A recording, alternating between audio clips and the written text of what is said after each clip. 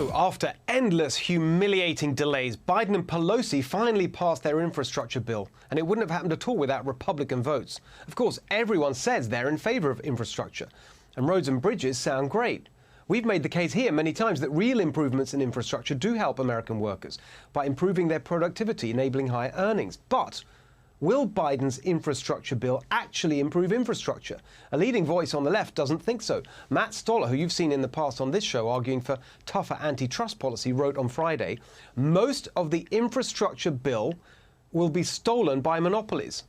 And in a really smart piece on his Substack a month ago, he argued that unless we actually bring real competition into sectors of the economy like telecoms and railways, the $1.2 trillion of your money Congress just voted to take away will end up making big corporations like Comcast richer without actually delivering the improvements we're being promised, like better broadband connections in rural areas.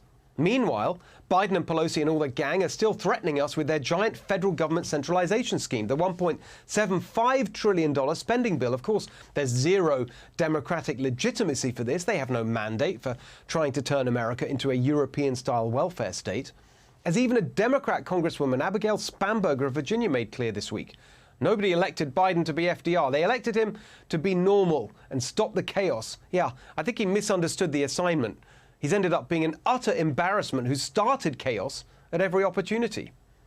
But we also now know the true extent of the Democrats' lies about this giant bill. Remember how it started out with Bernie wanting $6 trillion, then it was 3.9, and now it's only 1.75. Well, they only got to that with BS accounting tricks, as Joe Manchin has been pointing out, and now we can put a number on it. The real cost of the bill is not 1.75 trillion, but nearly 4 trillion, according to a calculation by Wharton Business School. On top of that, we're learning now about the true impact of this legislation if it ever passed. According to an analysis by Chicago University economics professor Casey Mulligan, the Democrats' bill would pay parents at least $10,000 a year not to be married. Haven't we got enough problems with broken families and absent fathers without the Democrats deliberately making it worse?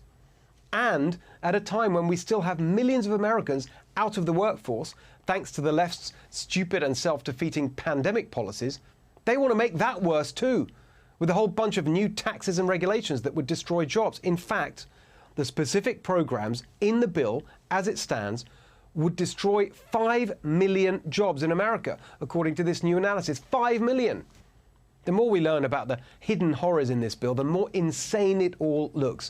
Anti-worker, anti-family, and with its massive centralization of power in the hands of the federal government and bureaucracy, it is anti-community and anti-America too.